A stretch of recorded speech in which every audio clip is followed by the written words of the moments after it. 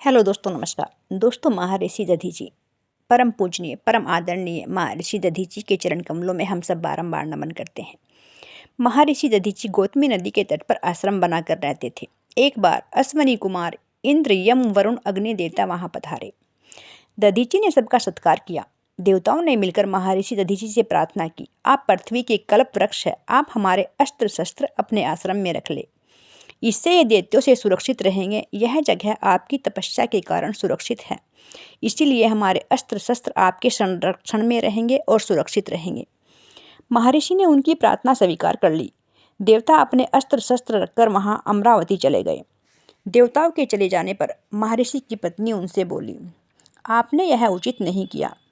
इसके कारण दैत्य आपके शत्रु हो जाएंगे।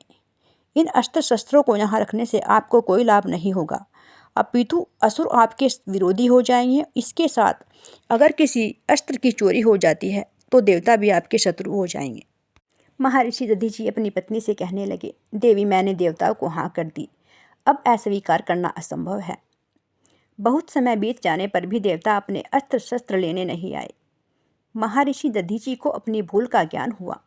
उन्होंने अपनी पत्नी से कहा, देवी, तुम ठीक कहती थी, देवता अपने अस्त्र शस्त्र ले जाना नहीं चाहते और दैत्य मुझसे द्वेष करने लगे हैं।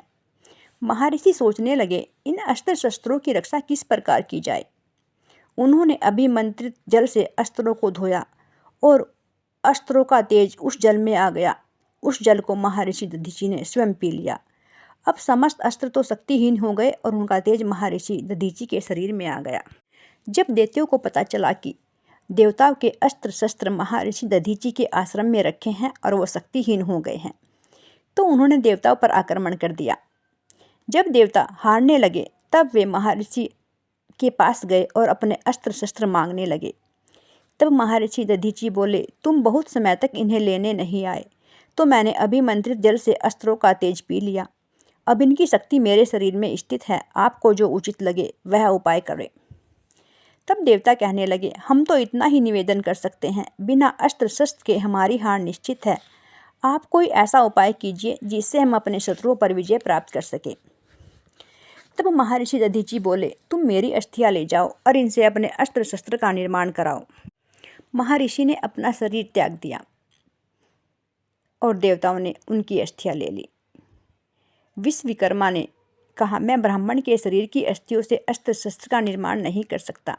इस पर दैत्यों ने गाय से प्रार्थना की। गाय ने अस्थियों को चाटकर शुद्ध कर दिया। तब विश्वकर्मा ने उससे वज्र का निर्माण किया और सभी देवताओं के अस्त्र शस्त्रों का निर्माण किया। इस प्रकार एक कल्प में महर्षि दधीची ने अपने शरीर का त्याग किया। उस समय उनकी पत्नी वन में फल फूल लेने गई थी। तब वह वन से लौटी तो उन्हें अपने पति के शरीर त्यागने का समाचार मिला। उस समय वह गर्भवती थी। उन्होंने अपने उदर को चीरकर अपना गर्भ बाहर निकाल दिया और स्वयं महर्षि के केश लोम आदि लेकर चिता में प्रवेश कर गई। चिता में प्रवेश करने से पहले उन्होंने अपने स्थित गर्भ बालक को पीपल के पेड़ को सौंप दिया था। वनस्पति के राजा सोम ने उस बालक का पालन पोषण किया और उस बालक का नाम पिपलाद हुआ। दोस्तों, अगर आपको महर्षि दधीची की कथा अच्छी लगी तो चैनल को सब्सक्राइब करना और कथा को लाइक करना।